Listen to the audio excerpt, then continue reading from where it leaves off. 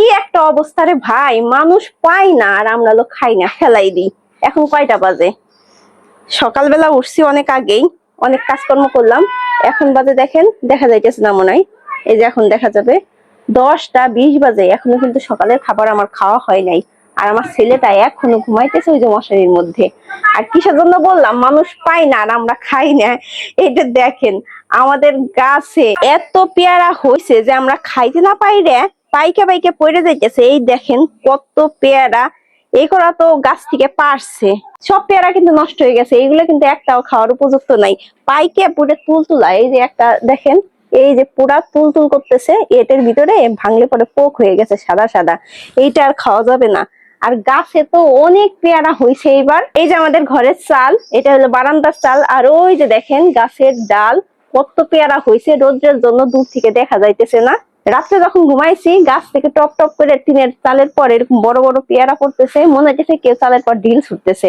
তারপরে সকালবেলা উঠেই আমার বর গাছে উঠে সব পেয়ারা পারছে, অনেকগুলাতে স্কুলে নিয়ে গেছে।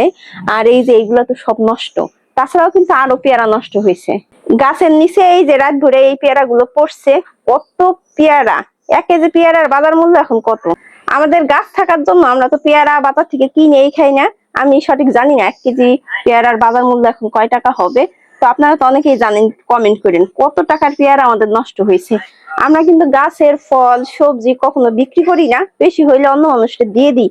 কিন্তু এইবার এমন অবস্থা, এই যে কয়েকদিন টানা বৃষ্টি গেল না, এই বৃষ্টির জন্য গাছের ফল ফলও পারতে পারি নাই। মানে বিশেষ করে আমাদের বাড়িতে আছিল পেয়ারা সবেদা, এই 2টা ফল আছে, আর আম আছে অনেক, না খাইতে পাই রে। এই দেখো কত ঢাইলে দিছে এই ময়লার স্তূপের মধ্যে, কত বড় বড় এক একটা পেয়ারা। আমাদের কাছে পেয়ারা না এমনিতেই অনেক সুস্বাদু, কিন্তু কত খাবো বলেন, আর কত মানুষকে দিব? এত পরিমাণের হয়, একটু বিক্রি করলেও ভালো হইতো। কিন্তু এই যে একটা নেশা আছে, গাছের জিনিস বেচা যাবে না, এর জন্য আমরা না বেচতে পারি না। এ কি, এইটা তো আমাকে অবাক করে দিল। পেঁয়াজ ফুল হয়েছে, ওয়াও, মারাত্মক সুন্দর। দেখো এখানে কতগুলো গাছ লাগাইছিলাম, কিন্তু আজকে এই প্রথম এই যে এই ফুলটা ফুটলো। আমি না ভাইবেই পাই না এত সুন্দর একটা ফুল, এই ফুলটার নাম কেন পেঁয়াজ ফুল রাখা হইলো। আমার মনে হয় আরো অন্য কোনো নাম থাকতে পারে। ওরে বাবা, ইট পাতা, আমি পড়ে যাইতেছি হাঁটতে যাইয়া। দেখো বৃষ্টি কাদায় আমাদের বাড়ির কি অবস্থা, এই যে চারপাশে ইট পাইতে রাখছি আমরা হাঁটার জন্য। এত পরিমাণে জল এখান দিয়ে নামে, জলের জ্বালায় জায়গাটা পুরা স্যাঁতস্যাঁতে হয়ে গেছে। এখানে পাড়া দিলেই মনে হয় কি ইটের উপর পিছলে খাইয়া পড়ে যাবো এক্ষুনি। কি একটা অবস্থা, বৃষ্টির দিনে যে চরম দুর্ভোগে আমরা পড়ি, এরকম মনে হয় অনেক এলাকার মানুষই জলাবদ্ধতাই পড়ে না। আমাদের এখানে ড্রেনেজ সিস্টেম নাই, এর জন্য পুরা জল বাড়ির মধ্যে যায়, আর যাওয়ার জায়গা নাই, বাড়িতেই জমা থাকে। যখন রোদ উঠে আস্তে আস্তে করে জল শুকায়। গতকালকে তো আমার ঘরের মধ্যে পর্যন্ত জল গেছে। বৃষ্টির দিনে তোমরা কে কেমন আছো অবশ্যই কমেন্ট করে জানাবা। তো আর কয়েকদিনের মধ্যে হয়তো বৃষ্টি থেমে যাবে, নিম্নচাপের একটা আভাস ছিল, এর জন্য হয়তো এত বৃষ্টি হয়েছে।